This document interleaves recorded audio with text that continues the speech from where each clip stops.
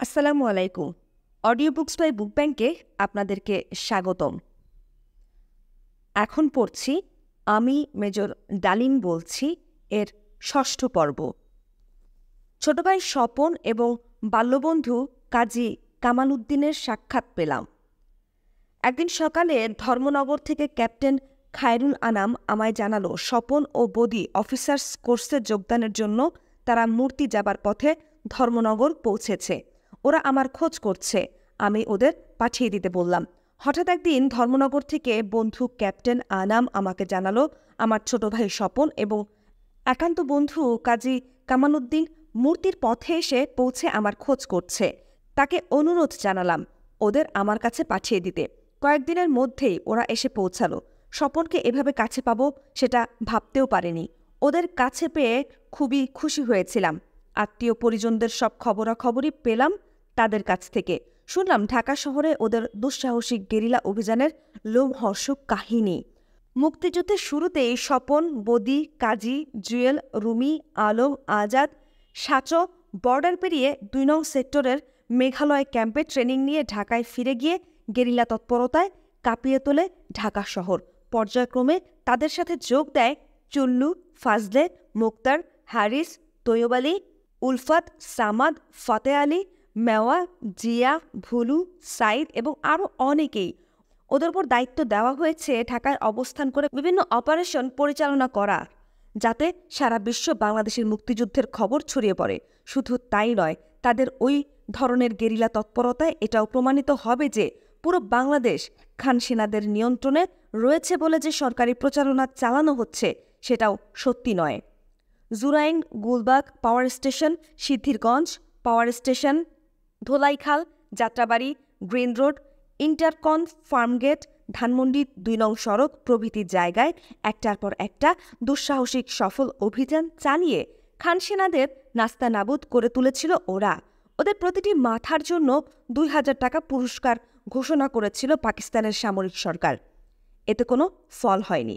খান সেনাদের সব সতর্কতাকে বুড়ো আঙ্গুল দেখিয়ে তাদের নাকের ডগার উপর দিয়ে জানবাজ মুক্তি পাগল দামাল ছেলেগুলো অসীম সাহসিকতার সাথে করে যাচ্ছিল এক একটা দুঃসাহসিক অভিযান। খান সেনাদের মনে ত্রাসের সঞ্চার করেছিল বিচ্ছুরা। খান সেনারা গেরিলাদের বিচ্ছু কিংবা মুক্তি বলে সম্বোধন করত। ওদের তৎপরতায় আশার আলো দেখতে পেয়েছে ঢাকাবাসী। ওদের জন্য দোয়া করত সবাই। অনেকে নানাভাবে সাহায্যের হাতও বাড়িয়ে দিয়েছিল, স্বেচ্ছায় বিপদের ঝুঁকি নিয়েও। কিন্তু জাতীয় ইতিহাসে মীর জাফর থেকেছে সব যুগেই। তাদের বেইমানির ফলে অপূরণীয় ক্ষতি হয়েছে জাতির ইতিহাসের বিভিন্ন মোড়ে। তেমনি এক মীর জাফরের বিশ্বাসঘাতকতায় স্বপন, বদি, কাজীদের ভাগ্যে নেমে আসে এক চরম বিপর্যয়। পলাশির বিশ্বাসঘাতকতায় তুলনায় এই বিশ্বাসঘাতকতার পরিণাম কোনো অংশেই কম নয়। ২৯শে আগস্ট ১৯৭১ সাল। ওই দিন সকালে ধানমন্ডির ২৮ নং রোডের একটি বাসায় ওদের এক ঘনিষ্ঠ বন্ধু ও সহযোগী ফরিদের সাথে দেখা করতে যায় বদি পূর্ব কথা মতো। ফরিদ বর্তমান আওয়ামী লীগের শীর্ষস্থানীয় নেতা জনাব জিল্লুর রহমানের শ্যালক তথা আইভি রহমানের ভাই। তার বিশ্বাসঘাতকতায় দুপুর ১২টার দিকে ফরিদের বাসা থেকে হঠাৎ রেড করে বদিকে ধরে নিয়ে যেতে সক্ষম হয় খান সেনারা। ফরিদের বাসায় পৌঁছানোর অল্পক্ষণের মধ্যেই ধরা পড়ে বদি। এ থেকে বোঝা যায় আগাম খবর পেয়েই খান সেনারা বদিকে ধরার জন্য ওত পেতে বসেছিল। তারপর শুরু হয় চেইন রিয়াকশন। সামাদ ধরা পড়ে বিকেল ৪টার দিকে। আজাদের বাড়ি রেড করা হয় রাত ১২টায়। ওই বাসায় সে রাতে ছিল জুয়েল, বাসার, কাজী, আজাদ, আজাদের খালাতো ভাই, দুলাভাই এবং আরও কয়েকজন আত্মীয়।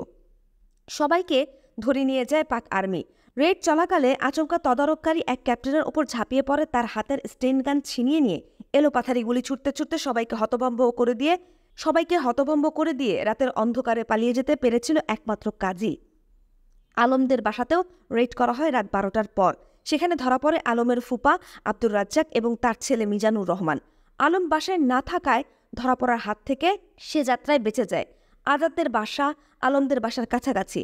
রাত প্রায় ১:৩০টার সময় সম্পূর্ণ দিগম্বর অবস্থায় কাজে গিয়ে পৌঁছে আলমদের বাসায়। ভাগ্যক্রমে খান সেনারা ততক্ষণে ওই এলাকা ছেড়ে চলে গেছে। কাজীকে সম্পূর্ণ উলঙ্গ অবস্থায় দেখে ভূত দেখার মতো চমকে উঠেছিল আলমদের বাসার সবাই।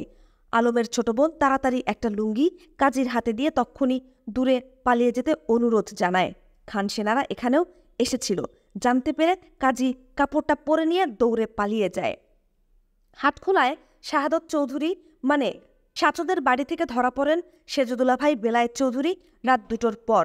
চুল্লুর বড় ভাই জনাব এম সাদেক সিএসপি একজন পদস্থ সরকারি অফিসার রাত 12:30 থেকে 1টার দিকে তার সরকারি বাসভবন এলিফ্যান্ট রোডের 1 নং টেনামেন্ট হাউস থেকে চুল্লুকে ধরে নিয়ে যায় পাক আর্মি। মধ্যরাতে রেড করা হয় রুমিদের বাড়িতে। বাসা থেকে ধরে নিয়ে যায় রুমির বাবা জনাব শরীফ, ছোট ভাই জামি, মাসুম এবং হাফিজকে। আমাদের বাসায় ক্যাপ্টেন কাইয়ুমের নেতৃত্বে রেড করা হয় রাত 1:30 থেকে 2টার দিকে। চুল্লুদের বাসায় যে রেইডিং পার্টি গিয়েছিল তারাই চুল্লুকে চোখ বাঁধা অবস্থায় সাথে করে আমাদের বাসায় নিয়ে আসে। চোখ বাঁধা অবস্থায় চুল্লু প্রথমে বুঝতে পারেনি তাকে কোথায় আনা হয়েছে। আচমকা একজন খানসেনা বলে উঠল, স্বপন ভাগ গায়া। আব্বার গলাও শুনতে পায় চুল্লু। মেয়েদের কান্না থেকে বুঝতে পারে আমার বোনেরা মহুয়া, কেয়া ও সঙ্গীতা কান্নাকাটি করছে। দৈবক্রমে স্বপন পালিয়ে যেতে সক্ষম হয়। বাসা থেকে ধরে নিয়ে যায় আব্বা জনাব শামসুল হক, মোস্তাফিজ মামা, বাড়ির কাজের ছেলে শামু এবং হাশেমকে। আলতাফ মাহমুদের বাসায় আর্মি যায় ভোর 4টা কিংবা 5টার দিকে।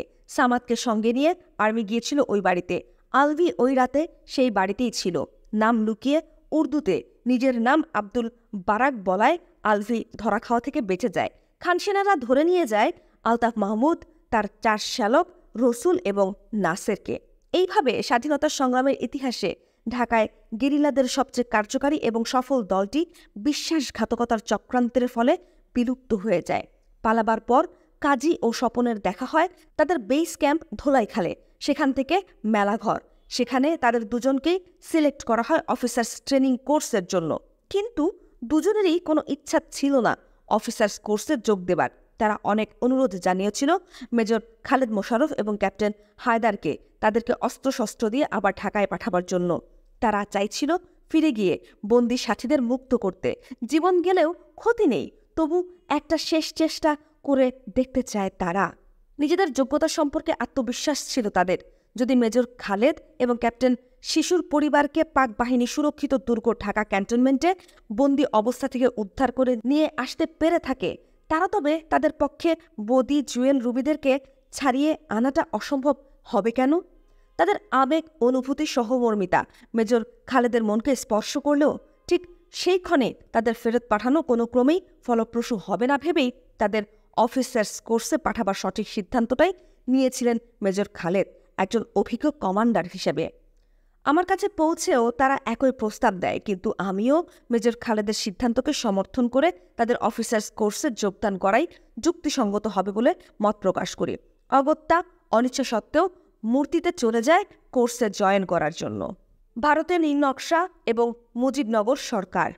আওয়ামী লীগের অভ্যন্তরীণ ক্ষমতার লড়াইয়ের পূর্ব সুযোগ গ্রহণ করে ভারতীয় সরকার এবং ভারতের গোয়েন্দা সংস্থা ডিভাইড অ্যান্ড রুল নীতি প্রয়োগ করে প্রধানমন্ত্রী এবং সর্বাধিনায়ক দুজনকেই হেয় করে তোলা হয়। তাজউদ্দিনের হঠাৎ করে প্রবাসী সরকার গঠন করে প্রধানমন্ত্রী হওয়াটা আওয়ামী লীগের অনেকেই পছন্দ করেননি। তাদের মধ্যে ছিলেন যুব ও ছাত্র নেতাদের অনেকেই। অনেক সাংসদ এবং আওয়ামী লীগের নেতারাও এর প্রত্যক্ষ এবং পরোক্ষ বিরোধিতা করেছিলেন। শেখ ফজলুল হক মনি, সিরাজুল আলম খান, শাহজাহান সিরাজ, নূরে আলম সিদ্দিকী এবং আব্দুল কুদ্দুস মাখন প্রমুখ যুব ও ছাত্র নেতারা সবাই প্রকাশ্যে তাজউদ্দিনের এই পদক্ষেপের বিরোধিতা করেন। তাদের পরোক্ষভাবে মদত যোগাচ্ছিলেন জনাব আব্দুর রব, শেখ আব্দুল আজিজ, মনসুর আলী, জনাব নজরুল ইসলাম প্রমুখ। জনাব তাজউদ্দিনের প্রধানমন্ত্রিত্বের গ্রহণযোগ্যতা সম্পর্কে জেনারেল আরোরার মন্তব্য, আওয়ামী লীগের যুবনেতারা তাকে পছন্দ করতেন না। বাংলাদেশ যুদ্ধের স্মৃতিচারণ শিরোনামে নিখিল চক্রবর্তীকে দেয়া জেনারেল আরোরার সাক্ষাৎকার। সাধারণভাবে যুব নেতাদের অনেকেই সেদিন ভেবেছিল শেখ মুজিব আর জীবিত নেই। মুজিবুর রহমানের অবর্তমানে তাজউদ্দিন তাদের প্রভাবকে তেমন একটা মেনে চলবে না। শেখ মুজিব কাছে থাকলে এ সমস্ত যুব ও ছাত্র নেতারা স্বাধীনতা সংগ্রামে তাদের কর্তৃত্ব অতি সহজে স্থাপন করতে সক্ষম হতেন। কিন্তু তাজউদ্দিন তাদের সাথে অন্য সুরে কথা বলেছেন। তাদের হাতে ক্রিয়ানক হয়ে সংগ্রামের সব নেতৃত্ব তাদের হাতে ছেড়ে দিতে তিনি অস্বীকৃতি জানাচ্ছেন। তাদের সংগ্রামী ভূমিকাকেও ছোট করে দেখেছেন জনাব তাজউদ্দিন। সরকার পরিচালনায় যুব ও ছাত্র নেতাদের মতামত তিনি সম্পূর্ণ উপেক্ষা করে চলেছেন। তাজউদ্দিনের ধৃষ্টতার শেষ নেই। তিনি সরকার প্রধান থাকার কারণে তাদের সুযোগ সুবিধাও বন্ধ হয়ে যাচ্ছে। তিনি বঙ্গবন্ধু শেখ মুজিবুর রহমানের আত্মীয় স্বজনকেও যথাযথ মর্যাদা দান না করে তাদের উপেক্ষা করেছেন। তাদের উপেক্ষা করা পরোক্ষভাবে শেখ মুজিবুর রহমানকেই উপেক্ষা করার সমতুল্য। অতএব যে কোনো মূল্যে তাজউদ্দিনকে প্রধানমন্ত্রিত্ব থেকে অপসারণ করতে হবে। মেতে উঠলেন তারা এক ক্ষমতা লাভের চক্রান্তে। পরিকল্পনা অনুযায়ী শেখ মুনি ও সিরাজুল আলম খানের নেতৃত্বে কয়েকজন যুব ও ছাত্রনেতা দিল্লি গিয়ে ভারতের প্রধানমন্ত্রী শ্রীমতী ইন্দিরা গান্ধীর সঙ্গে দেখা করে তাকে জানান যে তারা শেখ মুজিবুর রহমানের অত্যন্ত বিশ্বাসভাজন। পাক বাহিনীর হাতে শেখ মুজিবুরের গ্রেফতারের পেছনে জনাব তাজউদ্দিনের হাত রয়েছে। গ্রেফতারের আগে শেখ মুজিব তাদের সে কথা জানিয়ে তাদেরকে ভারত সরকারের সহায়তা স্বাধীনতার সংগ্রাম পরিচালনা করার নির্দেশ দিয়ে যান। জনাব তাজউদ্দিনের ওপর বাংলাদেশ থেকে আগত বেশিরভাগ আওয়ামী লীগ জাতীয় এবং প্রাদেশিক সাংসদদের সমর্থনও নেই। এই অবস্থায় প্রধানমন্ত্রিত্ব করার কোনো অধিকার নেই তাজউদ্দিন সাহেবের। তাদের বক্তব্য সমর্থনে তারা মুজিবুর রহমানের ভগ্নিপতি জনাব আব্দুর রবের একটি চিঠি শ্রীমতী ইন্দিরা গান্ধীকে প্রদান করেন এবং শেখ মুজিবুরের জ্যেষ্ঠ পুত্র শেখ কামালকে তার সম্মুখে উপস্থিত করেন। তারা শ্রীমতী গান্ধীকে একথাও বলে হুঁশিয়ার করে দেন যে তাজউদ্দিন যদি স্বাধীন বাংলাদেশের প্রধানমন্ত্রী থাকেন তবে ভারতের স্বার্থ ক্ষতিগ্রস্ত হবে, কারণ জনাব তাজউদ্দিন শেখ মুজিবুরের নীতি আদর্শ কিছুতেই বাস্তবায়িত করবেন না। এই পরিপ্রেক্ষিতে দুই পক্ষের স্বার্থে তাদের নেতৃত্বে বাংলাদেশ থেকে আগত মুজিব ভক্ত এবং তাদের অনুগত তরুণদের প্রশিক্ষণের ব্যবস্থা করার জন্য তারা শ্রীমতী গান্ধীর কাছে আবেদন জানান। তারা বলেন, শুধুমাত্র এই ধরনের শক্তি গড়ে তোলার মাধ্যমে স্বাধীনতা উত্তর বাংলাদেশ এবং বন্ধু রাষ্ট্র ভারতের মধ্যে অর্থবহ সম্পর্ক বজিয়ে রাখা সম্ভব। তা না হলে অচিরেই ভারত বিদ্বেষীদের চক্রান্তের শিকার পরিণত হবে আওয়ামী লীগ সরকার। তাদের এই অনুরোধ সাগ্রহে গ্রহণ করেন শ্রীমতী গান্ধী। সুদূর প্রসারী নীল নকশার কথা চিন্তা করেই ডিভাইড অ্যান্ড রুল নীতির প্রয়োগের জন্য বিএলএফ পরিবর্তে নাম বদলিয়ে মুজিব বাহিনীর সৃষ্টি করে সেকেন্ড ফ্রন্ট খোলার সিদ্ধান্ত নেওয়া হয়। এইভাবেই সৃষ্টি করা হয়েছিল বিএলএফ ওরফে মুজিব বাহিনী। এই তথ্যগুলোও জনাব ওসমানীকে জানাই আমরা। তিনি সেগুলো জনাব তাজউদ্দিনকে জানান। প্রধানমন্ত্রী জনাব তাজউদ্দিন নাকি এ সমস্ত প্রশ্ন নিয়ে দিল্লিতে ভারত সরকারের সঙ্গে আলোচনা করেন এবং এর প্রতিবিধানের দাবি জানান। কিন্তু জনাব হাকসার, ডিপি ধর, এর রমনাথ রাও এবং জেনারেল ওবাং সিং এ ব্যাপারে তাজউদ্দিনকে এড়িয়ে গিয়ে নীরব থাকেন। ফিরে এসে কর্নেল ওসমানীকে সে কথাই বলেছিলেন জনাব তাজউদ্দিন। আমরা পরে কর্নেল ওসমানীর কাছ থেকে তার ব্যাখ্যা জানতে পারি। পরবর্তী পর্যায়ে মুজিব বাহিনীকে প্রবাসী বাংলাদেশ সরকারের ফোর্সেস হেডকোয়ার্টার্সের নিয়ন্ত্রণে আনার আপ্রাণ চেষ্টা করেছিল কর্নেল ওসমানী, কিন্তু তার কোনো চেষ্টাই ফলপ্রসূ হয়নি। নিতান্ত অপারগ হয়ে কর্নেল ওসমানীকে বিএলএফ তথা মুজিব বাহিনী সৃষ্টি করার ভারতীয় সিদ্ধান্ত মেনে নিতে হয়। ভারতীয় গোয়েন্দা বাহিনীর সহায়তায় ক্যাপ্টেন জলিলের ফোর্ট উইলিয়ামের পূর্বাঞ্চলীয় হেডকোয়ার্টার্সের কর্মকর্তাদের সাথে গোপন যোগাযোগ থেকে একটি বিষয় পরিষ্কার হয়ে উঠল। ভারতীয় সরকার শুধুমাত্র প্রবাসী সরকার এবং মুক্তিবাহিনীর সদর দপ্তরের মাধ্যমেই বাংলাদেশের স্বাধীনতা সংগ্রাম এবং রাজনৈতিক গতিধারাকে নিয়ন্ত্রণ করছিল তা নয়, তারা ক্ষমতাধর কমান্ডারদের সাথেও সম্পর্ক গড়ে তোলার চেষ্টা করেছিল। অত্যন্ত চতুরতার সাথে তারা তাজউদ্দিনের প্রবাসী সরকারের মধ্যে অন্তর্দ্বন্দ্ব সৃষ্টি করে তাকেও দুর্বল করে চাপের মুখে রাখছিল, যাতে তিনি তাদের নিয়ন্ত্রণের মধ্যে থাকতে বাধ্য হন। অপরদিকে মুজিবনগর সরকার ও মুক্তিযুদ্ধের সর্বাধিনায়ক জনাব ওসমানীর মধ্যেও দ্বন্দ্ব সৃষ্টি করে কর্নেল ওসমানীর ক্ষমতা সীমিত করে রাখা হচ্ছিল। একইভাবে কর্নেল ওসমানীকে সাইড ট্র্যাক করে প্রবাসী সরকার ও ভারতীয় কর্তৃপক্ষের এ ধরনের কার্যকলাপে কর্নেল ওসমানী অতি যুক্তিসঙ্গত কারণেই ভীষণভাবে অপমানিত বোধ করেছিলেন। তার বক্তব্য ছিল পরিষ্কার, ভারত বন্ধুরাষ্ট্র হিসেবে বাংলাদেশের স্বাধীনতা সংগ্রামে তাদের বক্তব্য অনুযায়ী মানবিক কারণে সাহায্য দিতে সম্মত হয়েছে, সেটার জন্য বাঙালি জাতি কৃতজ্ঞ। কিন্তু স্বাধীনতা সংগ্রামটা পূর্ব বাংলার ৮ কোটি বাঙালির নিজস্ব সংগ্রাম। এই সংগ্রাম তাদের সংগঠিত করতে হবে। যে কোনো ত্যাগের বিনিময়ে তাদেরকেই অর্জন করতে হবে জাতীয় স্বাধীনতা সংগ্রামের নেতৃত্ব এবং সব দায়িত্বেও থাকতে হবে মুক্তি ফৌজ কমান্ডো ও প্রবাসী বাংলাদেশ সরকারের অধীনে। জনাব ওসমানী নীতির এই প্রশ্নে কখনোই আপোস করেননি। এই বিষয় নিয়ে তৎকালীন প্রবাসী সরকার নেতৃত্বের সাথে অনেক বিতর্ক হয়েছে তার, কিন্তু তার এই নীতির প্রতি সমর্থন দেননি আওয়ামী লীগের বেশিরভাগ নেতৃত্ব ও গণপরিষদ সদস্যরা। তারা তখন নিজ নিজ ক্ষমতার বলয় তৈরি করতে ব্যস্ত। তাদের প্রায় সবার মাঝে এক ধরনের উদ্ভট চিন্তা কাজ করছিল। শুধু রাজনৈতিক নেতৃবৃন্দই নয়, অনেক আমলা এমনকি মুক্তিযোদ্ধাদের সুবিধাবাদী নেতৃত্বের মাঝেও সেই একই চিন্তার প্রতিফলন দেখা যাচ্ছিল। তাদের ধারণা ছিল মুক্তিযুদ্ধ যে করেই হোক শুরু হয়ে গেছে। প্রতিরোধ সংগ্রামকালে পূর্ব পাকিস্তানের প্রায় সব অঞ্চল থেকে কোটি কোটি টাকা ও সম্পদ লুণ্ঠন করে নিয়ে হিজরত করে চলে আসা হয়েছে নিরাপদ আশ্রয় ভারতে। একজন মুক্তিযোদ্ধা হিসেবে বলতে লজ্জা লাগলেও বলতে হচ্ছে, পূর্ব পাকিস্তান থেকে পালিয়ে আসা অনেক বুদ্ধিজীবী ও হোমরা চোমরা পদস্থ ব্যক্তিরাও মুক্তিযোদ্ধাদের বীরত্বপূর্ণ মুক্তি সংগ্রামকে দেখতেন অত্যন্ত নেতিবাচক দৃষ্টিতে। তারা মনে করতেন বাঙালি মুক্তিযোদ্ধারা কখনোই পাকিস্তান হানাদার বাহিনীকে পরাস্ত করে দেশ স্বাধীন করতে সক্ষম হবে না।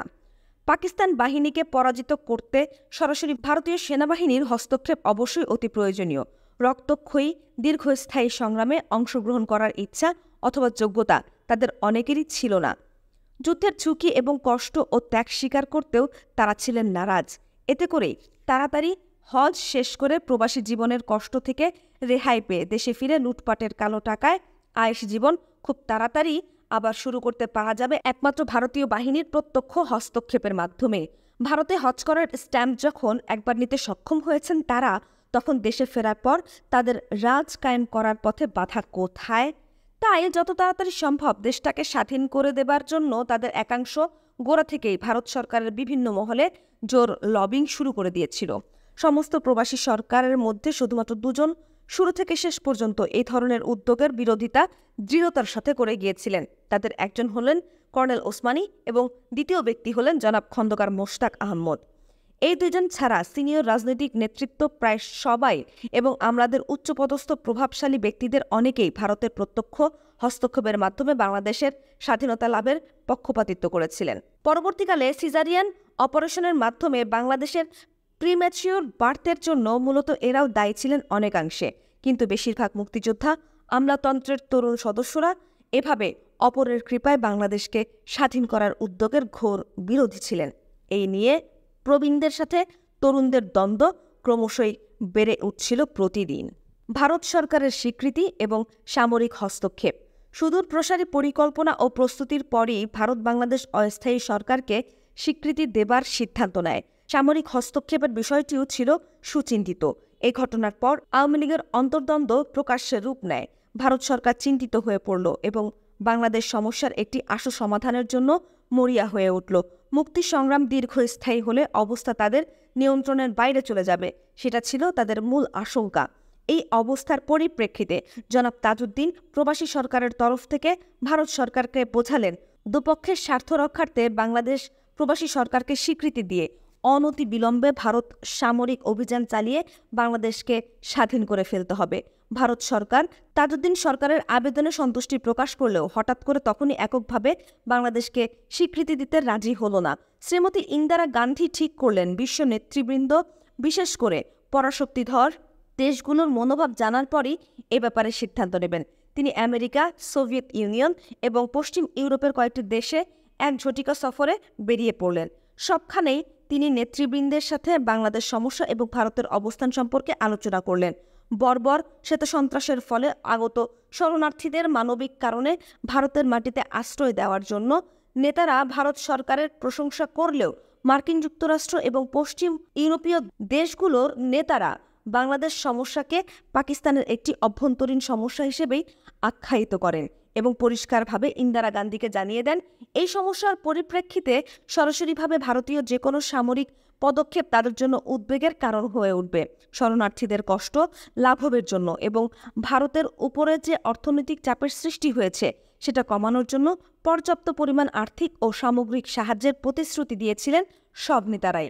রিলিফের সামগ্রী নিয়েও পরে ঘটেছে অনেক কেলেঙ্কারি। বিপুল পরিমাণ রিলিফ সামগ্রীর কতটুকু পেয়েছিল শরণার্থীরা, তার জবাব একমাত্র দিতে পারে তৎকালীন প্রবাসী সরকারের কর্ণধাররাই। আমার জানামতে প্রাপ্ত রিলিফ সামগ্রীর একটা ক্ষুদ্র অংশই ভারত এবং প্রবাসী সরকারের উদ্যোগে বিতরণ করা হয়েছিল শরণার্থীদের মাঝে।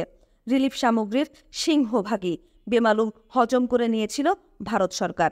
বিদেশ সফর থেকে শ্রীমতী গান্ধী বুঝতে পারেন পাকিস্তানের বিরুদ্ধে কোনোরূপ সামরিক অভিযান চালালে মার্কিন যুক্তরাষ্ট্র এবং পশ্চিম ইউরোপীয় দেশগুলো তাকে সমর্থন করবে না। পক্ষান্তরে এশীয় পরাশক্তি গণচীন হয়তোবা প্রত্যক্ষভাবে জড়িয়ে যেতে পারে পাকিস্তানের পক্ষে এই ধরনের সংঘাতে। সেক্ষেত্রে ভারতের একক আগ্রাসন ব্যর্থ হয়ে যেতে পারে। এই পরিস্থিতির মোকাবেলা করার জন্যই সোভিয়েত ইউনিয়নের পূর্ব প্রস্তাবিত নিরাপত্তা এবং বন্ধুত্ব চুক্তি সই করার সিদ্ধান্ত গ্রহণ করেন শ্রীমতী গান্ধী ও তার সরকার। ওই চুক্তি স্বাক্ষরের ফলে ভারতীয় জনগণ কতটুকু উপকৃত হয়েছে জানি না, তবে পাকিস্তানকে দুর্বল ও দ্বিখণ্ডিত করতে এবং সামরিক আগ্রাসন চালিয়ে বাংলাদেশ কায়েম করে সেখানে একটা পুতুল সরকার স্থাপন করার ভারতীয় স্বপ্নের বাস্তবায়নে ওই চুক্তি বিশেষভাবে সাহায্য করেছিল নিঃসন্দেহে। সোভিয়েত ইউনিয়নের সাথে চুক্তি স্বাক্ষরের পরপরই বাংলাদেশ প্রবাসী সরকারের স্বীকৃতি দেয় ভারত সরকার। প্রতিদানে ভারতের সাথে জাতীয় স্বার্থবিরোধী 25 বছর মেয়াদের এক চুক্তি সই করে প্রবাসী বাংলাদেশ সরকার। রহস্যজনক কোনো কারণবশত আজ পর্যন্ত সেই চুক্তির বিষয়বস্তু গোপন রাখা হয়েছে দেশের জনগণের কাছ থেকে। মুজিবনগর সরকার এবং আওয়ামী লীগের বেশিরভাগ সাংসদ ওই চুক্তিকে সমর্থন করে। বিরোধিতা করেছিল মাত্র দুজন, কর্নেল ওসমানী এবং খন্দকার মোশতাক আহমদ। মুক্তিযোদ্ধাদের বেশিরভাগই এ ধরনের চুক্তির ঘোর বিরোধিতা করেছিলেন, কিন্তু সব বিরোধিতা উপেক্ষা করে তাজউদ্দিন সরকার এক অসম চুক্তির নাগপাশে আবদ্ধ করলেন বাংলাদেশের ভবিষ্যৎকে। ভারতের সাথে দীর্ঘ 25 বছরের এই অসম চুক্তি জাতীয় ইতিহাসে এক কালো অধ্যায়। এই চুক্তি স্বাক্ষরিত হওয়ার পর বাংলাদেশে ভারতীয় সামরিক হস্তক্ষেপ তথা পাক ভারত যুদ্ধ প্রায় অবধারিত হয়ে ওঠে। মুক্তিবাহিনীর দেশপ্রেমিক অংশ বরাবরই মুক্তি সংগ্রামে ভারতীয় সেনাবাহিনীর সরাসরি হস্তক্ষেপের বিরোধিতা করে আসছিল। তাদের প্রত্যাশা ছিল দীর্ঘস্থায়ী সংগ্রামের ত্যাগের মাধ্যমে স্বাধীন হবে বাংলাদেশ। এতে দুটো বিশেষ উপকার হতো। দীর্ঘস্থায়ী সংগ্রামের মাধ্যমে গড়ে উঠত নিবেদিত প্রাণত্যাগী পরীক্ষিত নেতৃত্ব এবং একইভাবে সুযোগ পাওয়া যেত নিখাদ সোনার মতো বলিষ্ঠ জাতীয় চরিত্র গড়ে তোলার। কিন্তু নীল নকশার প্রণয়নকারীরা বাঙালি জাতিকে সেই সুযোগ থেকে বঞ্চিত করে অতি চতুরতার সাথে। খাল কেটে কুমির আনার সব ব্যবস্থাই পাকাপোক্ত করে ফেলল মুজিবনগর সরকার। দেশপ্রেমিক মুক্তিযোদ্ধারা পরিষ্কার বুঝতে পারলেন তাদের ভবিষ্যৎ সংগ্রাম হবে দুমুখী। একদিকে তাদের যুদ্ধ করতে হবে হানাদার পাক বাহিনীর বিরুদ্ধে, অন্যদিকে তাদের প্রস্তুত থাকতে হবে মিত্র বাহিনীর আধিপত্যবাদী চক্রান্তের জাল ছিন্ন করে জাতীয় স্বাধীনতা হেফাজত রাখার জন্য। চুক্তি ও স্বীকৃতির পরিপ্রেক্ষিতে কলকাতা ভিত্তিক আওয়ামী লীগ সরকার ও তাদের দোসররা সবাই দিন গুনতে লাগলো কবে ভারতীয় বাহিনী আগ্রাসন চালিয়ে বাংলাদেশ স্বাধীন করে দেবে, আর তারা ফিরে গিয়ে রাজত্ব করবে, উপভোগ করবে, অসৎ উপায়ে লুটপাট করবে অর্জিত ধনসম্পদ। ভারতীয় সরকারের স্বীকৃতি পাবার জন্য শুধু দাস খতি লিখে দেয়া হয়েছিল তাই নয়, স্বাধীন বাংলাদেশের শাসনতন্ত্র প্রণীত হবে ভারতীয় শাসনতন্ত্রের মূল 4 নীতি: জাতীয়তাবাদ, গণতন্ত্র, সমাজতন্ত্র, ধর্মনিরপেক্ষতাবাদ এর ওপর ভিত্তি করে। সেই অঙ্গীকারও করেছিল মুজিবনগর সরকার। আন্তরিক প্রচেষ্টা সত্ত্বেও কর্নেল ওসমানী এবং মুক্তিযোদ্ধারা প্রবাসী সরকারকে রাজি করাতে পারেনি যে আমাদের নিজেদের ত্যাগের মাধ্যমেই দেশকে স্বাধীন করতে হবে, আমাদের সংগ্রাম নিজেদেরকেই চালিয়ে নিয়ে যেতে হবে বিজয় অবধি। এর ফলে অস্বাভাবিকভাবে সিজারিয়ান অপারেশনের মাধ্যমে একটি অপরিপক্ক বাংলাদেশের অভ্যুদয় ঘটাবার ক্ষেত্র সৃষ্টি করল প্রবাসী সরকার। মৈত্রী চুক্তি সই হবার পর এবং প্রবাসী সরকারকে স্বীকৃতি দেবার পর আওয়ামী লীগ প্রবাসী সরকার ও নেতারা দিন গুনতে লাগলেন ভারতীয় আগ্রাসী আক্রমণের। তথাকথিত মিত্রবাহিনীর কালো ছায়ায় আচ্ছাদনে ঢাকা পড়ে যায় মুক্তি ফৌজ এবং জনগণের বীরগাথা, আত্মত্যাগ এবং সাহসিকতা। যৌথ কমান্ডো স্থাপিত হলো, কিন্তু মুক্তি ফৌজের সর্বাধিনায়ক কর্নেল ওসমানী সব ব্যাপারেই পাশ কাটিয়ে চলার নীতি গ্রহণ করা হয়। নভেম্বর মাসে যুদ্ধের তীব্রতা বৃদ্ধি পায় ব্যাপকভাবে। বর্ডারের সম্মুখ সংঘর্ষের মাত্রা ক্রমেই বেড়ে চলেছে। ভারত সরকার ইতিমধ্যে ভারতীয় সেনাবাহিনীকে পাক বাহিনীর মোকাবেলা করার জন্য প্রয়োজনে বাংলাদেশের সীমানার ভেতরে প্রবেশ করার অনুমতি প্রদান করেছে। গঠন করা হয়েছে মুক্তি ফৌজ ও ভারতীয় বাহিনীর যৌথ কমান্ডো। যৌথ কমান্ডো গঠিত হবার পর ভারতীয় কমান্ডোদের প্রচণ্ডভাবে কর্নেল ওসমানী এবং তার হেডকোয়ার্টার্স প্রকৃত অর্থে অকেজো হয়ে পড়েছে। বাংলাদেশ আক্রমণের পরিকল্পনা এককভাবে ভারতীয় বাহিনীর ইস্টার্ন কমান্ডই প্রণয়ন করার দায়িত্ব গ্রহণ করে কর্নেল ওসমানীকে সম্পূর্ণভাবে উপেক্ষা করে। প্রেসিডেন্ট ইয়াহিয়া খান যুদ্ধের আভাস পেয়ে জনাব ভুট্টোকে তার বিশেষ দূত হিসেবে চীনে পাঠালেন ভারতীয় যে কোনো আগ্রাসনের বিরুদ্ধে পাকিস্তানের পক্ষে সমর্থন আদায় করার জন্য। কিন্তু পিকিং-এ গণচীনের নেতৃবৃন্দ জনাব ভুট্টোকে পরিষ্কারভাবে জানিয়ে দেন, পূর্ব পাকিস্তানে সৃষ্ট রাজনৈতিক পরিস্থিতির সুযোগ গ্রহণ করে পাকিস্তানের অভ্যন্তরীণ ব্যাপারে ভারতীয় সামরিক হস্তক্ষেপকে গণচীন পাকিস্তানকে দ্বিখণ্ডিত করার হীন চক্রান্ত হিসেবেই দেখবে এবং সেই পরিপ্রেক্ষিতে ভারতের সাথে যে কোনো সামরিক সংঘাতে নীতিগতভাবে তারা পাকিস্তানের পক্ষেই থাকবে। একই সাথে জনাব ভুট্টোর মাধ্যমে তারা পাকিস্তানের সামরিক জান্তাকে পরামর্শ দিয়েছিলেন যথাশীঘ্র সম্ভব পূর্ব পাকিস্তানের জনগণের ইচ্ছা অনুযায়ী বর্তমান সমস্যার একটি রাজনৈতিক সমাধান খুঁজে বের করার জন্য। তাদের কনসিডার্ড অপিনিয়ন ছিল বর্তমান পরিস্থিতিতে শুধুমাত্র একটি যুক্তিসঙ্গত এবং গ্রহণযোগ্য রাজনৈতিক সমাধানের মাধ্যমেই পাকিস্তানের অখণ্ডতা বজায় রাখা সম্ভব। বল প্রয়োগ করে এই সমস্যার সমাধান কখনো সম্ভব হবে না। চীনা নেতৃবৃন্দের উক্তি থেকেই দুটো বিষয় পরিষ্কার হয়ে ওঠে। প্রথমত, গণচীন একদিকে পূর্ব পাকিস্তানের রাজনৈতিক সমস্যা নিরসনের জন্য পাকিস্তানের শাসক গোষ্ঠীকে বাঙালিদের কাছে গ্রহণযোগ্য একটি সমাধান পেশ করার যুক্তিসঙ্গত পরামর্শ দেন। দ্বিতীয়ত, পূর্ব পাকিস্তানের সমস্যার কোনো সমাধান করতে ব্যর্থ হলে সেই সুযোগে উপমহাদেশে ভারতীয় সম্প্রসারণবাদের নগ্ন থাবা বিস্তার করার চক্রান্তের ব্যাপারেও তারা বন্ধুরাষ্ট্র পাকিস্তানকেও হুঁশিয়ার করে দেন। কিন্তু দেশে ফিরে জনাব ভুট্টো প্রেসিডেন্ট ইয়াহিয়া খান ও সামরিক জান্তার কাছে চীনা নেতৃবৃন্দের বন্ধুসুলভ ও যুক্তিসম্পন্ন অভিমতের অপব্যাখ্যা দেন। তিনি বলেন, ভারতের সাথে সামরিক সংঘর্ষ চীন পাকিস্তানকে সার্বিকভাবে সাহায্য করবে। প্রয়োজনে গণচীন প্রত্যক্ষভাবে পাকিস্তানের পক্ষ হয়ে ভারতের বিরুদ্ধে যুদ্ধ করতে দ্বিধাবোধ করবে না। এই ধরনের আভাসই নাকি তিনি পেয়েছিলেন চীনা নেতৃবৃন্দের কাছ থেকে একান্ত বৈঠকে। পক্ষান্তরে ভারতীয় সরকার বুঝতে পেরেছিল গণচীন বাংলাদেশের ব্যাপারে একটি রাজনৈতিক সমাধানের পক্ষে। তাছাড়া সদ্য সমাপ্ত রুশ ভারত মৈত্রী চুক্তির পরিপ্রেক্ষিতে পাক ভারত যুদ্ধে গণচীনের প্রত্যক্ষভাবে জড়িয়ে পড়ার সম্ভাবনা খুবই কম বলেও ধারণা পোষণ করেছিল ভারত সরকার। এই ধরনের চিন্তাভাবনার পেছনে যথেষ্ট যুক্তি ছিল। এই অবস্থায় ঝটিকা অভিযান চালিয়ে পূর্ব পাকিস্তানকে স্বাধীন করে সেখানে তাদের পছন্দের সরকার কায়েম করতে পারা যাবে সহজেই। এই ধরনের বিশ্লেষণের পর যুদ্ধ ঘোষণা করার সিদ্ধান্ত গ্রহণ করে ভারত সরকার। যুদ্ধের জন্য অতি প্রয়োজনীয় আনুষঙ্গিক সব প্রস্তুতি সম্পন্ন করেই সামরিক আগ্রাসনের সিদ্ধান্ত নিয়েছিল ভারত সরকার। এবারের যুদ্ধের প্রেক্ষাপট অতীতের পাক ভারত যুদ্ধের প্রেক্ষাপট থেকে সম্পূর্ণ ভিন্ন। বর্তমান অবস্থায় বিশ্ব জনপদ সামরিক জান্তার শ্বেতসন্ত্রাসের বিরুদ্ধে এবং বাংলাদেশিদের স্বাধীনতার পক্ষে, মানবাধিকার এবং শরণার্থীর প্রশ্নে সারা বিশ্বের সহানুভূতিও ভারতের পক্ষে। মার্কিন যুক্তরাষ্ট্র কিংবা গণচীন যদি জিও স্ট্র্যাটেজিক কারণে কোনো পদক্ষেপ নেবার চেষ্টা করে, তবে তাদের পরম শত্রু সোভিয়েত ইউনিয়ন প্রতিক্রিয়ার মৈত্রী চুক্তির আচ্ছাদনে নিশ্চুপ বসে না থেকে ভারতের পক্ষ নেবে নিশ্চিতভাবে। ফলে বেঁধে যাবে তৃতীয় বিশ্বযুদ্ধ। বর্তমানে বাস্তব অবস্থার পরিপ্রেক্ষিতে একটি বিশ্বযুদ্ধ শুরু করার দায়-দায়িত্ব নিজেদের কাঁধে নিতে চাইবে না যুক্তরাষ্ট্র অথবা গণচীন, সে বিষয়েও যথেষ্ট সন্দেহ রয়েছে। সবচেয়ে বড় কথা, পূর্ব পাকিস্তানের ৮ কোটি জনগণ আজ পাকিস্তানের স্বৈরশাসনের বিরুদ্ধে মুক্তিবাহিনীর দেশব্যাপী প্রচণ্ড তৎপরতায় পূর্ব পাকিস্তানে অবস্থিত পাক বাহিনীর অবস্থান সম্পূর্ণরূপে বিপর্যস্ত এবং যে কোনো যুদ্ধের জন্য অত্যাবশ্যকীয় ফ্যাক্টর সৈনিকদের মনোবল ও সম্পূর্ণভাবে ভেঙে পড়েছে।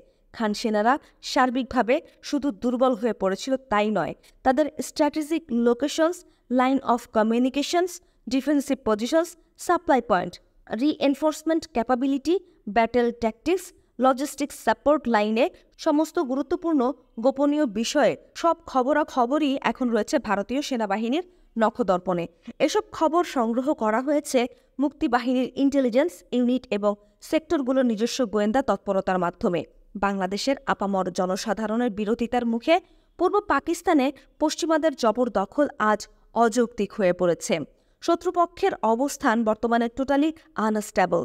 প্রয়োজন শুধু সুযোগ মতো আক্রমণের ধাক্কা, তাহলেই কেল্লা ফতে হবে। সুযোগ এসে গেল। ৩রা ডিসেম্বর বিকাল ৫টা ৪৫ আকস্মিকভাবে পাকিস্তানি এয়ারফোর্স প্রিএমটিভ স্টিক করে বসালো ভারতের বিভিন্ন জায়গায় স্ট্র্যাটেজিক টার্গেটগুলোর ওপর একই সাথে আঘাত হানা হলো শ্রীনগর, অভিন্তিপুর, পাঠানকোট, উত্তরলাই, যোধপুর, আম্বালা এবং আগ্রা বিমান ঘাঁটির ওপর।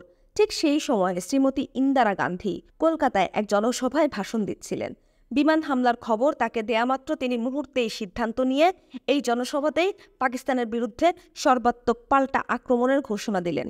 কলকাতা থেকে সেদিন সন্ধ্যায় দিল্লি ফেরার আগেই ইস্টার্ন কমান্ড্যান্ট জিওসি জেনারেল আরোরাকে দিল্লির সেনা সদর থেকে হুকুম দেয়া হলো পূর্ব পাকিস্তানে সর্বাত্মক হামলা চালাবার জন্য। জেনারেল আরোরার অধীনে দেয়া হলো 3টি স্বয়ংসম্পূর্ণ আর্মি কোর, 2য়, 3300 এবং 4র্থ কোর। তাছাড়াও দেয়া হলো কমিউনিকেশন জোন হেডকোয়ার্টার্স, আরও একটি ভ্রাম্যমাণ আর্মি ইউনিট। এছাড়া 2য় কোরের অধীনে দেয়া হয়েছিল অতিরিক্ত একটি মিডিয়াম আর্মড রেজিমেন্ট এবং একটি লাইট আর্ম রেজিমেন্ট। এই কোরের কমান্ডার ছিলেন lieutenant general TN Raina, headquarters Krishnanagar. এই কোরের অধীনে দেয়া হয়েছিল অতিরিক্ত আরও একটি মিডিয়াম আর্টিলারি রেজিমেন্ট ও একটি ইঞ্জিনিয়ার্সের ব্রিজিং ইউনিট। 33 কোরের কমান্ডার ছিলেন lieutenant general ML Thapa, quarters Siliguri. এই কোরের অধীনে দেয়া ছিল অতিরিক্ত একটি লাইট আর্মড রেজিমেন্ট, একটি মিডিয়াম আর্টিলারি রেজিমেন্ট এবং ইঞ্জিনিয়ার্সের ব্রিজিং ইউনিট। 101 কমিউনিকেশন জোনের কমান্ডার ছিলেন প্রথম দিকে লেফটেন্যান্ট জেনারেল গিল, পরে লেফটেন্যান্ট জেনারেল নাগরাকে তার স্থলাভিষিক্ত করা হয়েছে। হেডকোয়ার্টার্স গৌহাটি। এই ফরমেশনের 4র্থ কোরের হেডকোয়ার্টার্স ছিল আগরতলায়। কোর কমান্ডার ছিলেন লেফটেন্যান্ট জেনারেল সাগাত সিং। এই কোরের অধীনে অতিরিক্তভাবে দেয়া হয় একটি মিডিয়াম আর্টিলারি রেজিমেন্ট এবং 2টো লাইট আর্মড রেজিমেন্ট। সব মিলিয়ে পূর্ব রণাঙ্গনে ভারতীয় সৈন্য সংখ্যা ছিল 5 লক্ষেরও বেশি। তার সাথে ছিল পর্যাপ্ত পরিমাণের রণসম্ভার। সেই সময় পূর্ব পাকিস্তানে অবস্থিত প্রায় 1 লক্ষ খান সেনার বিরুদ্ধে যুদ্ধ করার জন্য এই ধরনের বিশাল বাহিনী মোতায়েন করার প্রয়োজন ছিল না। এই বিশাল সৈন্য সমাবেশ ঘটানো হয়েছিল গণচীনের তরফ থেকে, যদি কোনো সামরিক পদক্ষেপ নেওয়া হয় তার মোকাবেলা করার লক্ষ্যেই। যাই হোক, প্রয়োজনীয় এয়ার ও নাভাল কভার এবং প্রায় 2 লক্ষ মুক্তিযোদ্ধাদের সাথে বিশাল ভারতীয় বাহিনী একই সময় সব সেক্টর থেকে আক্রমণ চালালো। সব সেক্টরেই ভারতীয় বাহিনীর অগ্রসর হওয়ার জন্য রাস্তা করে ব্রিজ হেড তৈরি করে দিচ্ছিল মুক্তিবাহিনীর বীর মুক্তিযোদ্ধারাই। ওই সমস্ত ব্রিজ হেড তৈরি করা সম্ভব হয়েছিল বলেই অতি সহজেই শত্রুপক্ষের ডিফেন্স ভেদ করে ঢাকা অভিমুখে তড়িৎ গতিতে এগিয়ে যেতে পেরেছিল ভারতীয় মিত্রবাহিনী। যুদ্ধের এই গুরুত্বপূর্ণ পর্যায়ে কর্নেল ওসমানীকে সম্পূর্ণরূপে পাশ কাটিয়ে চলেছিল ভারতীয় সেনা কমান্ডো। ভারতীয় সেনাবাহিনীর স্ট্র্যাটেজি ছিল যত তাড়াতাড়ি সম্ভব শত্রুপক্ষের ডিফেন্স লাইন ভেদ করে তাদের উইথড্রল এর পথ কাট অফ করে তাদের ছোট ছোট অংশে বিভক্ত করে পরাজিত করে ঢাকা অবরোধ করা এবং পাক বাহিনী স্যারেন্ডার করতে বাধ্য করা।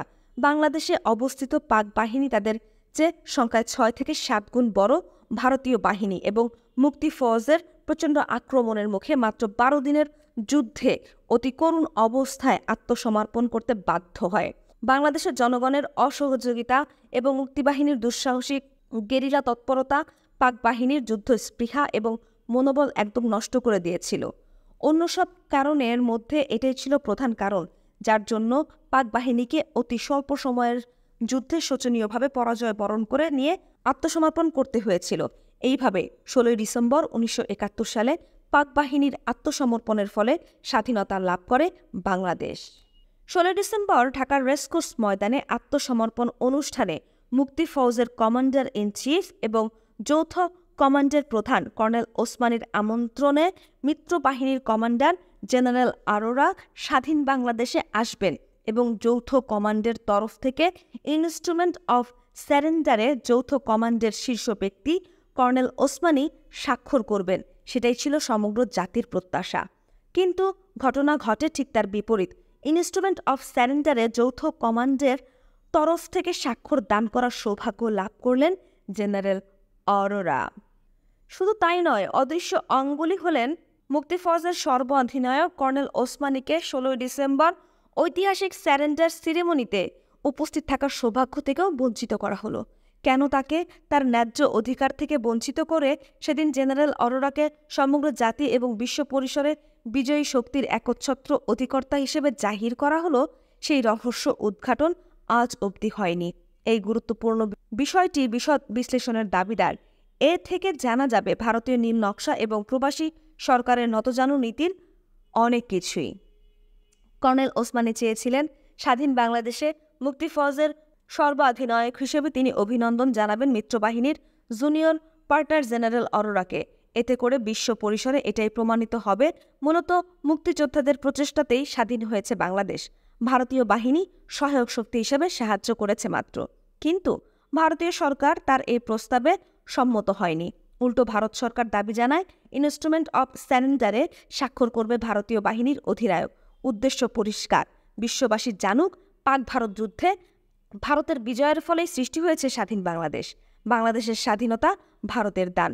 দুর্বল চিত্তের নতজানু প্রবাসী সরকার ভারতের সেই অযৌক্তিক দাবি মেনে নেয়, কিন্তু প্রচণ্ড আত্মসম্মান বোধের অধিকারী আপোষহীন বঙ্গবীর কর্নেল ওসমানী নীতির প্রশ্নে অটল থেকে এই অন্যায়ের প্রতিবাদে নিজেকে সবকিছু থেকে দূরে সরিয়ে রেখেছিলেন। 16 ডিসেম্বর ঢাকা শহরে দেশবাসী দেখেছে ভারতীয় সেনাবাহিনীকে বিজয়ীর বেশে।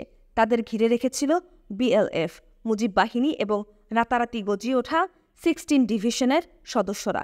কারণ সত্যিকারের মুক্তিবাহিনীর সদস্যদের ঢাকা কিংবা দেশের বড় বড় শহরগুলোতে ঢুকতে দেয়া হয়নি, নিষেধাজ্ঞা জারি করে।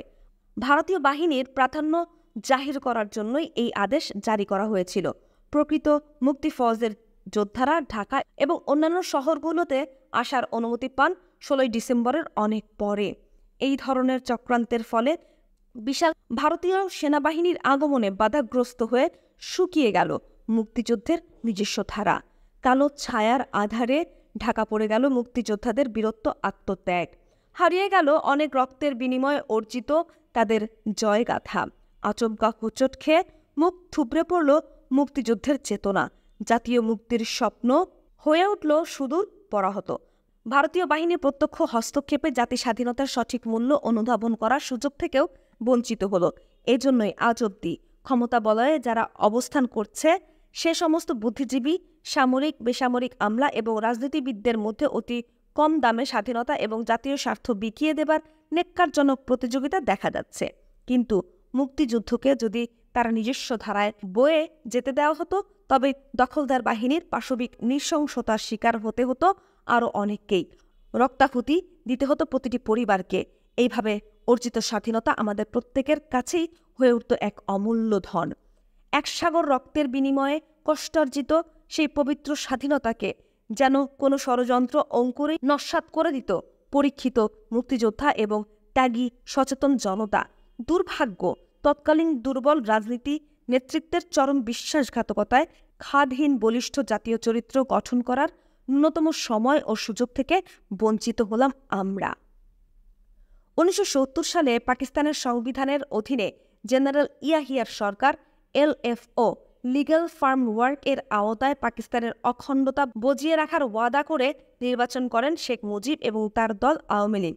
নির্বাচনে সংখ্যাগরিষ্ঠতা লাভ করে আওয়ামী লীগ। পাকিস্তানের কেন্দ্রীয় সরকার প্রধান হবার জন্যই জনগণ তাকে সেই নির্বাচনে ভোট দিয়েছিল। কিন্তু রাজনৈতিক আলোচনা ব্যর্থ হয়ে যাবার পর জনাব জুলফিকার আলী ভুট্টোর যোগসাজশে 25 ও 26 মার্চ রাতে পাকিস্তানের সামরিক জান্তা বাঙালি জাতির ওপর শ্বেত সন্ত্রাস চালিয়ে অস্ত্রের জোরে রাজনৈতিক সমস্যার সমাধান করার সিদ্ধান্ত গ্রহণ করে। ফলে 1970 সালের নির্বাচন হয়ে পড়ে অর্থহীন। বাংলাদেশের আপামর জনগণ পাকিস্তানি আচমকা হামলা ও শ্বেত সন্ত্রাসের বিরোধিতায় এবং দেশকে স্বাধীন করার জন্য স্বতঃস্ফূর্তভাবে মুক্তি সংগ্রামে ঝাঁপিয়ে পড়ে। এইভাবে 1970 সালের নির্বাচন তার গ্রহণযোগ্যতা হারায়। বাংলাদেশের সংগ্রামী জনতা যখন মরণপণ করে প্রতিরোধ সংগ্রামে ঝাঁপিয়ে পড়ছিল, তখন শেখ মুজিবুর রহমান বন্দী হয়ে চলে যান পশ্চিম পাকিস্তানে। আওয়ামী লীগ নেতৃবৃন্দ ছত্রভঙ্গ হয়ে পালিয়ে গিয়ে প্রাণ বাঁচান। সশস্ত্র সংগ্রামের কোনো পূর্ব প্রস্তুতি ছিল না বলেই তাদের দিশেহারা হয়ে পালিয়ে যেতে হয়। এরপর 9 মাসের রক্তক্ষয়ী সংগ্রামের ফলে 16 ডিসেম্বর 1971 সালে বাংলাদেশ স্বাধীন রাষ্ট্র হিসেবে প্রতিষ্ঠিত হয়। এই বিজয়ের পেছনে রয়েছে সমগ্র জাতির অবদান।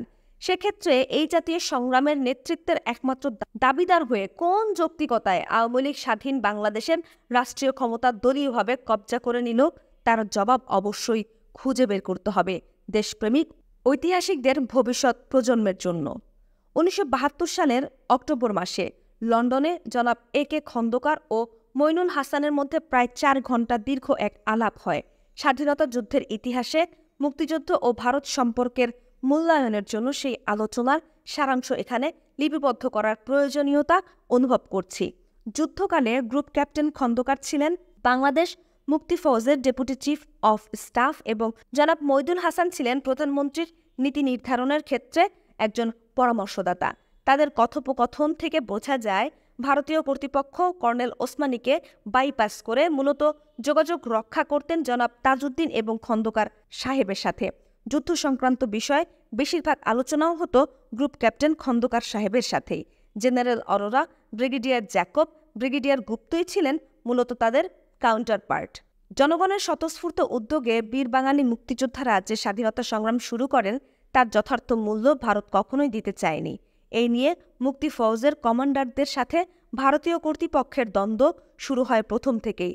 মুক্তিযোদ্ধাদের পরিচালনার জন্য মুজিবনগর ৮ নং থিয়েটার রোড কর্নেল ওসমানীর নেতৃত্বে এক হেডকোয়ার্টার স্থাপন করা হলেও জনাব ওসমানীর কর্মক্ষমতা ছিল সীমিত।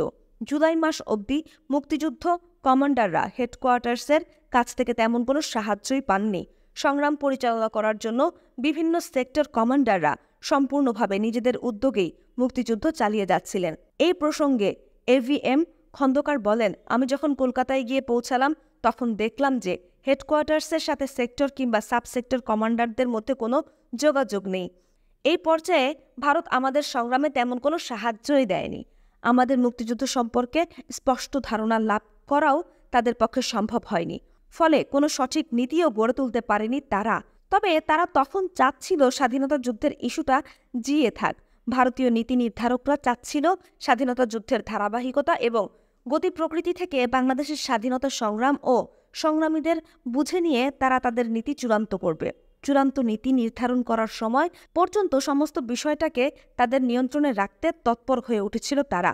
ভারতীয় কর্তৃপক্ষ এবং সেনাবাহিনীর এ ধরনের মানসিকতার ফলে ভারতীয় সেনাবাহিনী এবং মুক্তিবাহিনীর মধ্যে বৈরী ভাব এবং রেষারেষি পরবর্তীকালে ক্রমান্বয়ে বৃদ্ধি পেয়েছে এবং স্বাধীনতার পর মুক্তিযোদ্ধাদের নিয়ে গড়ে ওঠা বাংলাদেশ সেনাবাহিনীর মধ্যে যে ভারত বিরোধী মনোভাব দেখা যায় সেটা মুক্তিযুদ্ধের সময় থেকেই করে।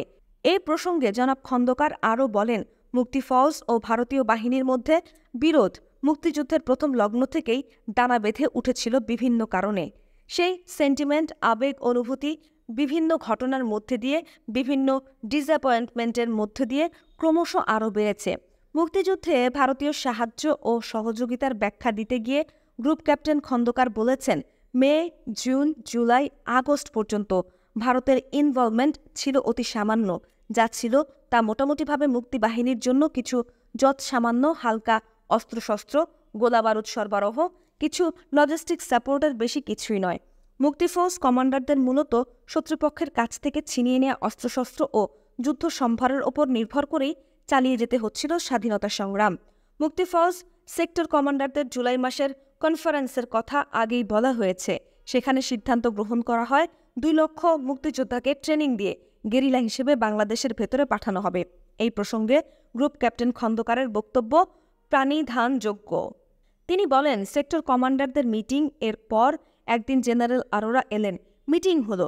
কর্নেল ওসমানীর সাথে সেই মিটিংয়ে আমিও উপস্থিত ছিলাম। মিটিংয়ে আলোচনার মূল বিষয় ছিল মুক্তিযোদ্ধাদের গেরিলা ট্রেনিং নিয়ে। কতজনকে ট্রেনিং দেওয়া হবে, কোথায় কোথায় ট্রেনিং দেওয়া হবে, কিভাবে ট্রেনিং দেওয়া হবে, কি করে রিক্রুটমেন্ট করা হবে, কতদিন ট্রেনিং দেওয়া হবে ইত্যাদি বিষয় নিয়ে।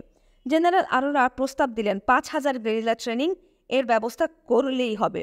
শুনে কর্নেল ওসমানী এবং আমি দুজনেই অবাক হয়ে গেলাম। আমি বলেই ফেললাম, এত অল্প সংখ্যক গেরিলা দিয়ে কি হবে? জবাবে জেনারেল আরোরা বললেন, this are the people who will go inside, bleed the enemy and all those things. Colonel Osmani আরোরাকে দৃঢ়ভাবে জানিয়ে দিলেন তার 2 লক্ষ মুক্তিযোদ্ধা দরকার। সেক্টর কমান্ডারদের সদ্য সমাপ্ত কনফারেন্সে সেটাই সিদ্ধান্ত হয়েছিল। যাই হোক, ট্রেনিং শুরু হলো।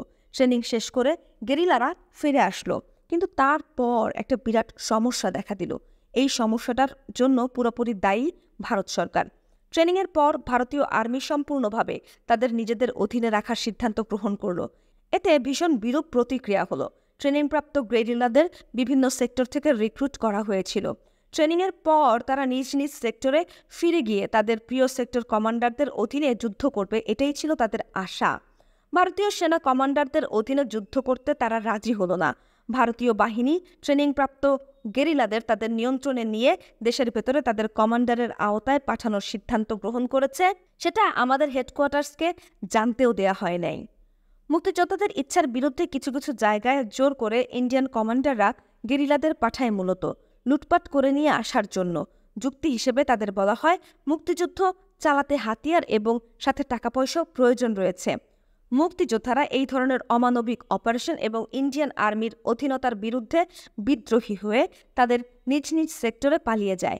এর ফলাফলও প্রতিক্রিয়া even at the later date was very bad.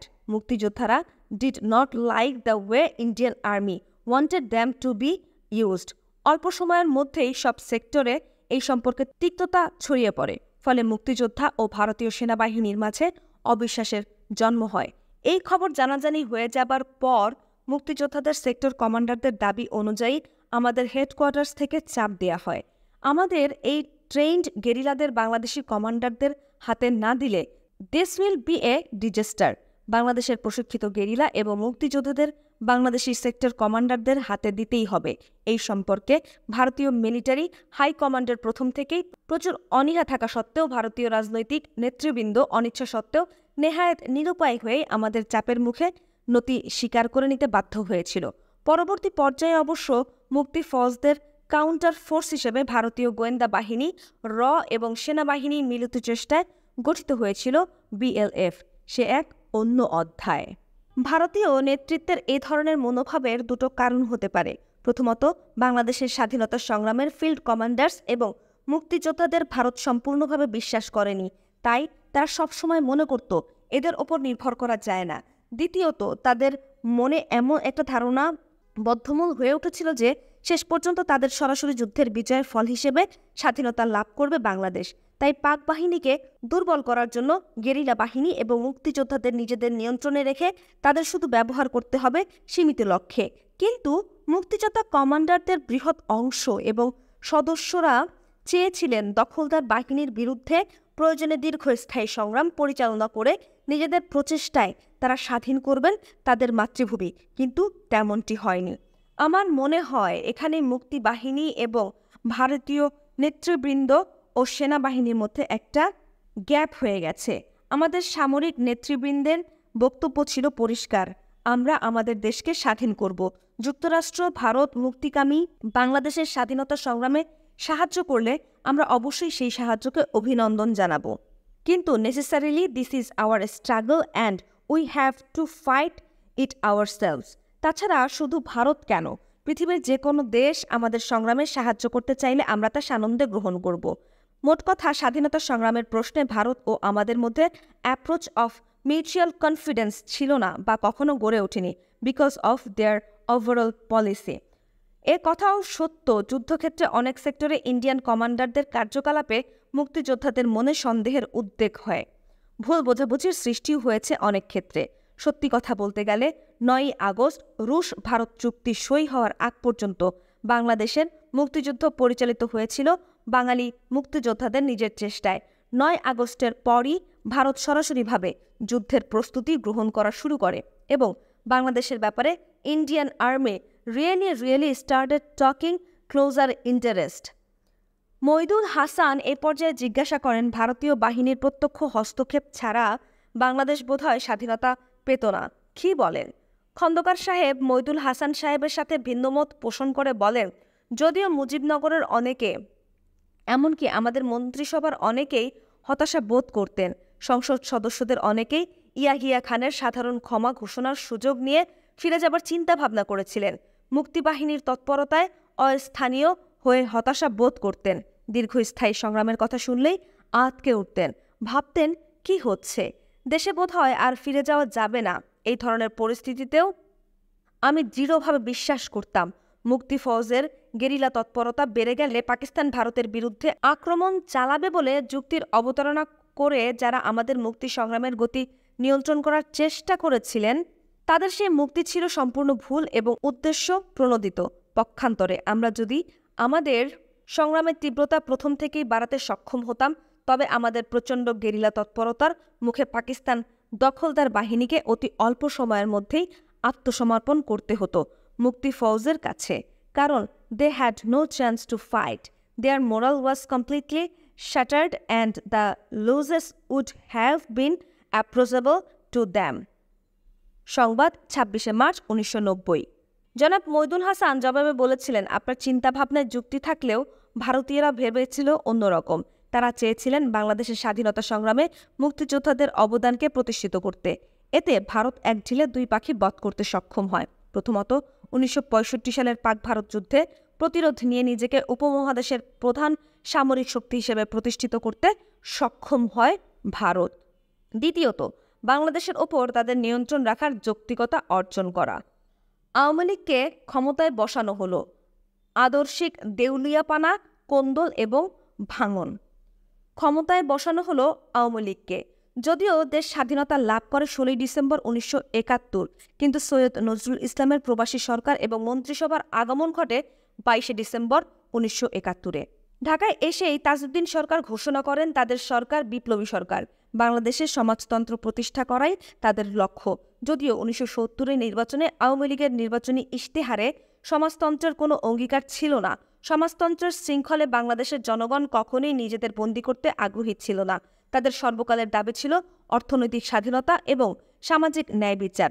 জনাব প্রধানমন্ত্রীর এই ঘোষণাকে চ্যালেঞ্জ করেছিল তৎকালীন প্রগতিশীল দেশপ্রেমিক রাজনৈতিক দলগুলো। ১৯৭২ সালের ১৭ জানুয়ারি বাংলাদেশ কৃষক শ্রমিক সমাজবাদী দল অন্যান্যদের সাথে প্রশ্ন তোলে। তারা বলে, আওয়ামী লীগ সরকার বিপ্লবী সরকার হতে পারে না। বাংলাদেশের স্বাধীনতা সংগ্রাম যদি বিপ্লবী হয়ে থাকে, তবে সেই বিপ্লব শুধু আওয়ামী লীগ করেনি, করেছে এদেশের ৭.৫ কোটি মানুষ। আর তাই সকল দলের প্রতিনিধি নিয়েই গঠন করতে হবে স্বাধীন বাংলাদেশের জাতীয় সরকার। তাদের এই দাবি যুক্তিসঙ্গত হওয়া সত্ত্বেও আওয়ামী লীগ ভারতীয় সাহায্যে প্রবাসকালের একলা চলো নীতিই ধরে রাখে। মস্কোপন্থী মোজাফফর এবং মনে সিং গং ক্ষমতায় অংশ না পেয়েও যুদ্ধকালীন সময় থেকেই তাদের বিদেশি মুরব্বীদের ইচ্ছা অনুসারে আওয়ামী লীগ সরকারের লেজুর বৃত্তি করতে থাকে নির্লজ্জভাবে। ভারতীয় রাজনীতিতে সিপিআই যেভাবে কংগ্রেসের লেজুরে পরিণত হয়, ঠিক সেই অবস্থাই হয়েছিল মোজাফফর ন্যাপ এবং মনি সিংয়ের কমিউনিস্ট পার্টি বাংলাদেশের রাজনীতিতে। কিন্তু সার্বিক আর্থসামাজিক পরিস্থিতির দ্রুত অবনতির ফলে প্রফেসর মুজাফফর আহমেদ আওয়ামী লীগের লেজুর বৃত্তি করেও অবস্থার চাপে ১০ই মে চট্টগ্রামে জাতীয় সরকার কায়েমের দাবি তুলতে বাধ্য হয়েছিলেন। আওয়ামী লীগের তাত্ত্বিক দেউলিয়াপনা। জনাব তাজউদ্দিন আহমেদ এবং মুজিববাদীদের মধ্যে ক্ষমতার লড়াই। শ্রেণীগতভাবে আওয়ামী লীগ ছিল বুর্জোয়া এবং পাতি বুর্জোয়া শ্রেণীর প্রতিনিধিত্বকারী দল, কিন্তু এই দলে জাতীয়তাবাদী, প্রগতিশীল এবং সমাজতান্ত্রিকরাও ছিলেন। এর কারণে বিপরীতমুখী চিন্তাভাবনা দলের দ্বিধাদ্বন্দ্ব, অসন্তুষ্টি এবং সংঘর্ষের সৃষ্টি করে। প্রধানমন্ত্রী জনাব তাজউদ্দিন আহমদ প্রচার করেছেন, বৈজ্ঞানিক সমাজতন্ত্র তথা খাঁটি সমাজতন্ত্রই বাংলাদেশে প্রতিষ্ঠিত হবে, অন্য কিছু নয়। তার এসব বক্তব্য ও প্রচারণাকে কেন্দ্র করে ইতিমধ্যে আওয়ামী লীগের অভ্যন্তরে ক্ষমতার অন্তর্দ্বন্দ্বগুলো ক্রমান্বয়ে উন্মোচিত হতে থাকে।